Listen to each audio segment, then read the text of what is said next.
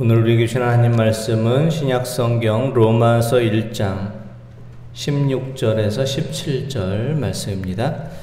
로마서 1장 16절에서 17절 말씀, 신약성경 239쪽 나와 있습니다. 로마서 1장 16절에서 17절 말씀, 우리 두 절 말씀인데요, 한 목소리로 함께 보도록 하겠습니다. 내가 복음을 부끄러워하지 아니하노니 이 복음은 모든 믿는 자에게 구원을 주시는 하나님의 능력이 됨이라. 먼저는 유대인에게요 그리고 헬라인에게로다. 복음에는 하나님의 의가 나타나서 믿음으로 믿음에 이르게 하나니 기록된 바 오직 의인은 믿음으로 말미암아 살리라 함과 같으니라. 아멘. 오늘은 종교개혁 기념주일입니다. 1517년 10월 31일 마틴 루터가 종교개혁의 불씨를 일으킨 지 504주년이 되는 해입니다. 종교개혁에는 중요한 5가지, 우리가 믿음의 기본으로 돌아가야 될 5가지 말씀들이 나와 있는데요. 첫 번째는 솔라 피데, 오직 믿음으로 살리라. 두 번째는 솔라 스크립투라, 오직 말씀으로. 솔라 그라티아, 오직 하나님의 은혜로 살리라. 솔루스 크리스투스, 오직 예수 그리스도로 살아야 한다. 또 마지막으로 솔리데오 글로리아, 오직 하나님께 영광을 돌리는 목적으로 살아야 된다. 우리의 신앙의 가장 기본이 되는 5가지를 외쳤던 종교개혁자들의 외침이 있었습니다. 이 시간 준비된 영상을 함께 보시면서 우리가 맞이하는 종교개혁의 의미는 무엇인지, 종교개혁의 의미를 다시 한번 되새겨 보시는 또 귀한 시간 되시기 원합니다.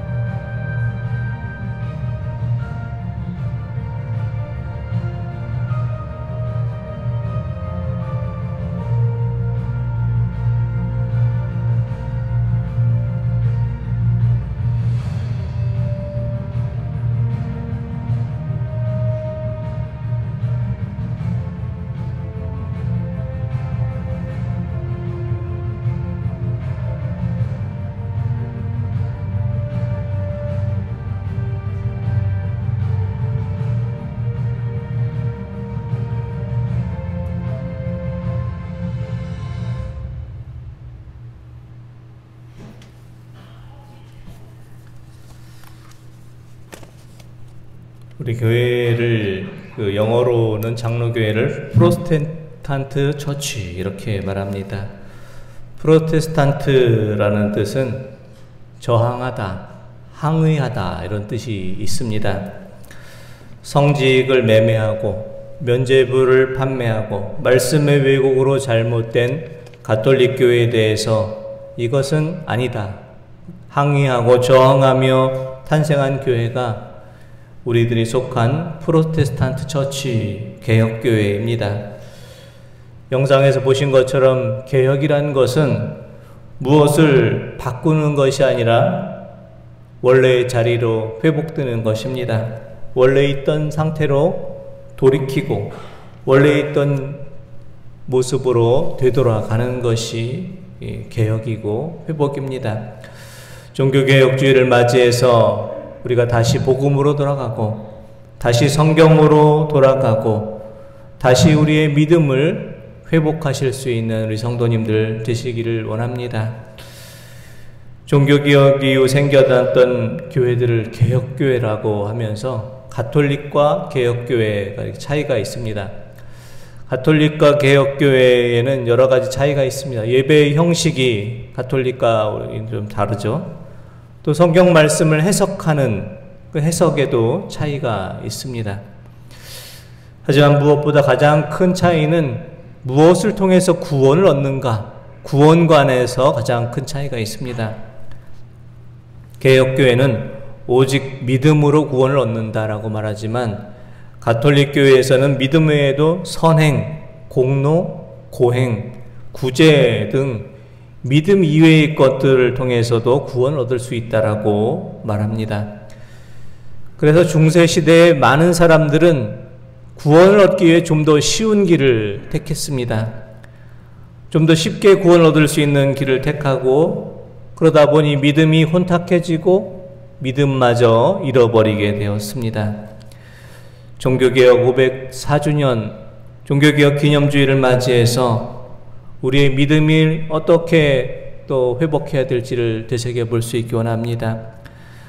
어떤 선행으로도 공로로도 고행으로도 구제로도 다른 길로서는 구원을 얻을 수 없다라는 것을 다시 한번 되새기며 오직 믿음으로 구원에 이르게 됨을 기억하며 오직 믿음으로 주님 앞에 다시 한번 나아가신 우리 성도님들 되시기를 원합니다. 우리가 아는 바와 같이 종교개혁자 마틴 루터는 원래는 신학생이 아니었습니다. 법을 공부하는 법학도였습니다. 어느 날 친구와 길을 걷던 루터는 갑자기 소나기가 오게 되고 벼락에 또 갑자기 치게 되면서 길을 함께 가던 친구가 벼락을 맞아서 죽고 말았습니다. 함께 길을 걷던 친구가 벼락을 맞아 죽게 되는 것을 보고 마틴 루터는 너무나 무서웠고 두려움에 떨게 됐습니다. 자신도 벼락에 맞진 않을까 두려운 마음에 기도를 합니다. 청년 루터는 성안나의 이름으로 기도를 했습니다. 성안나여, 이번에 저를 살려주시면 제가 법관의 길을 포기하고 수도사가 되겠습니다. 이렇게 서원 기도를 했습니다. 루터가 기도했던 성안나는 누구였을까요? 성안나는 기독교 정승에 따르면 예수님의 육신의 어머니 마리아의 어머니가 성안나다 이렇게 전해집니다. 가톨릭에는 그 수호성자의 개념이 있습니다. 내 개인의 수호성자가 있고 가족의 수호성자가 있다고 생각했는데요. 루터의 아버지는 광부였고 광부 출신 사람들은 광부 출신의 사람들을 지켜주는 수호성자가 바로 성안나였습니다. 그래서 루터는 자신의 가족의 수호성자가 되는 성안나를 향해서 기도를 했습니다. 지난 2017년 우리 교회 성도님들과 종교개혁 500주년을 맞이해서 유럽의 여러 교회들을 탐방하면서 종교개혁지를 탐방했는데 바로 루터가 성안나에게 기도했던 그 자리도 우리가 방문을 했었습니다. 사진에 보면은 루터 친구가 벼락을 맞아 죽고 루터가 성안나에게 기도했던 자리가 이렇게 나와 있습니다. 이곳이 바로 루터가 기도했던 자리입니다를 알리는 안내 표지판이 있고 돌이 하나 이렇게 돌기둥이 있는데 루터의 돌이라고 불리는 돌기둥이 하나 있습니다. 루터가 기도했던 장소는 스토테르하임이라는 그런 장소에 있습니다. 루터는 자신이 성안나에게 기도하고 서원했던 것처럼 법관이 되는 길을 포기하고 어거스틴 수도원에 들어가서 수도사가 됐습니다. 수도원에 들어가서 수도사가 되었지만 루터는 여전히 죄를 심판하시는 하나님께 대한 두려움을 떨치지를 못했습니다. 가톨릭의 전통을 따라 수도사가 된 루터는 금식도 하고 고행도 하고 수도 생활을 하면서 선행을 많이 베풀었지만 루터에게는 구원의 확신이 생겨나질 않았습니다. 언제라도 자신의 친구처럼 갑자기 자신이 죽게 되면은 지옥불에 떨어질 건 아닌가, 이런 두려움이 있었습니다. 비텐베르크 대학교에서 성경을 가르치던 루터는 학생들에게 성경 말씀을 가르치기 위해서 로마서의 말씀을 연구하던 중에 그 말씀 속에 담겨있는 구원의 길을 깨닫게 됩니다. 루터가 깨닫게 되었던 말씀이 바로 로마서 1장 17절의 말씀이었습니다. 이 말씀 한번 다시 우리 함께 보겠습니다. 복음에는 하나님의 의가 나타나서 믿음으로 믿음에 이르게 하나니 기록된 바 오직 의인은 믿음으로 말미암아 살리라 함과 같으니라. 아멘. 루터는 로마서 1장 17절 말씀을 연구하면서 구원의 길이 가톨릭 교회의 가르침에 있지 않다는 것을 깨닫게 되었습니다. 우리가 쌓은 어떠한 선행으로도, 우리가 아무리 고행을 하고 힘든 일을 한다고 해서, 공덕을 많이 쌓는다고 해서 구원을 얻는 것이 아니라 오직 믿음으로 구원을 얻게 되는 것을 말씀을 통해 다시 깨닫게 된 것입니다. 성경 말씀 속에서는 이렇게 분명하게 구원의 길이 믿음으로 얻게 된다라고 말씀하고 있지만, 당시 가톨릭 교회에서는 행위와 공덕으로 구원을 받을 수 있다라고 말하면서 면죄부를 만들어서 판매를 했습니다. 면죄부가 무엇입니까? 면죄부는 단순히 죄를 면해주는 증서가 아니라 성인들이 쌓은 그 공덕을, 그 선행을 돈을 주고 사는 그런 증서입니다. 면죄부 증서 사진에는 이런 글자가 이렇게 써 있습니다. 저게 면죄부이고요. 면죄부에는 이런 글씨가 써 있었습니다. 모든 성인들의 권위에 의거해 그리고 당신을 향한 자비로서 나는 모든 죄와 악행들로부터 당신을 방면하며 모든 형벌을 면제합니다. 이 증서를 구입하기만 하면 모든 죄를 다 면해주고 구원을 얻게 해준다라는 이 증서를 만들어서 판매를 했습니다. 면죄부는 성인들이 쌓은 공덕을 돈을 주고 구원을 사겠다라는 증서입니다. 가톨릭에서는 성인, 성자로 여겨지는 사람들이 있었는데 그들은 공덕을 너무 많이 쌓고 선행을 너무 많이 쌓아서 자신을 구원하고도 남는 선행과 공덕이 많이 남아있기에 그 남아있는 것을 돈을 주고 살 수 있다, 이렇게 가톨릭에서 가르쳤습니다. 당시 로마 교황청은 1506년부터 시작해서 1626년에 완공되는 성 베드로 성당, 로마에 있는 성 베드로 성당을 건축하기 위해서 막대한 자금이 필요했고, 자금을 모으기 위해서 면죄부를 통해서 수익을 얻기 시작했습니다. 독일의 도미니크 수도의 사제 요한 테첼은 면죄부를 많이 팔았던 것으로 유명한데요. 그는 이렇게 말했습니다. 여러분들이 면죄부를 구입했던 은하가 헌금함에 떨어지는 소리가 날 때 여러분의 영혼은 연옥에서 천국으로 뛰어오르게 될 것입니다. 이렇게 말하면서 면죄부를 팔았습니다. 면죄부를 구입하면 자신의 죄도 면해지고 이미 죽은 조상들의 죄까지도 다 면해진다. 그래서 조상들을 향한 조상들의 면죄부까지도 구입하게 이렇게 만들었습니다. 면죄부 사전에 보면 이런 내용들이 있습니다. 교황이나 대주교가 양피지에 쓰고 봉인이 첨부된 면죄부 판매 허용증, 이 사진이 있고요. 요한 테첼에 의해서 사용됐던 브란테부르크에서 판매됐던 면죄부 사진입니다. 이 면죄부에는 면죄부를 구입한 사람의 이름과 날짜를 이렇게 기록하도록 저렇게 인쇄가 되어 있었습니다. 마틴 루터는 면죄부를 판매하고 구원을 돈으로 사겠다는 사람들 향해서 이것은 아니다. 면죄부에 대해서 강력하게 반대를 했습니다. 구원은 가톨릭 교회에서 가르친 것처럼 돈을 주고 면죄부를 사서 구원을 얻는 것이 아니라 오직 믿음으로 얻게 되는 것을 외쳤습니다. 면죄부 판매를 비롯해서 성직매매, 가톨릭에서 잘못 가르치고 있는 잘못된 교리를 95개 조항을 하나하나 나열하면서 이것이 잘못되었다. 비텐베르크 대학의 게시판에 걸어 놓았습니다. 2017년 종교개혁지 탐방했을 때 이 비텐베르크 지역을 방문했었는데 현재 비텐베르크 교회 정문에는 루터가 썼던 95개 조항을 그 교회 정문에 이렇게 철로다 새겨서 놨습니다. 철로 된 판에 따른 글자를 이렇게 새겨서 이렇게 정문에 만들어 놓았습니다. 교황은 루터를 파문하고 죽이겠다라고 말하면서 1521년 4월 17일 독일의 보름스에서 소집되는 의회에 출석하라. 루터를 파문하고 죽이기 위해서 마지막 출두의 명령을 내렸습니다. 루터는 보름스 의회에 최후의 재판을 받기 위해 가면서 이와 같이 기도했다고 합니다. 전능하고 영원하신 하나님, 저는 희생양처럼 이 의로운 일을 위해 생명을 바칠 준비가 되어 있습니다. 이 싸움은 당신의 의로운 뜻을 위한 것입니다.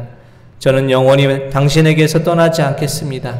비록 지금보다 더 많은 마귀들이 대적하더라도, 비록 당신이 지어주신 제 몸이 소멸하더라도 세상의 압력에 밀려 제 양심에 반하는 행동을 하지 않도록 당신의 이름으로 허락하소서.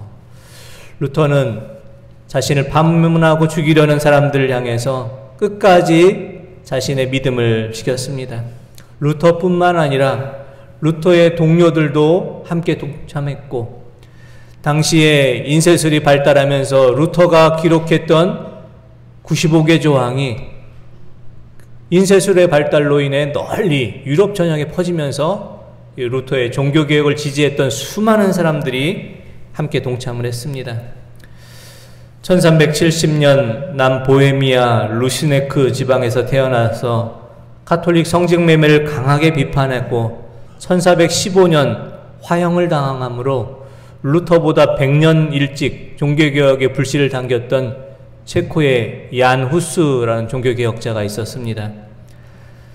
1500페이지에 되는 기독교 강요를 통해서 종교개혁의 신학의 토대를 쌓았던 스위스 제네바의 종교개혁자 존 칼빈이 있었습니다.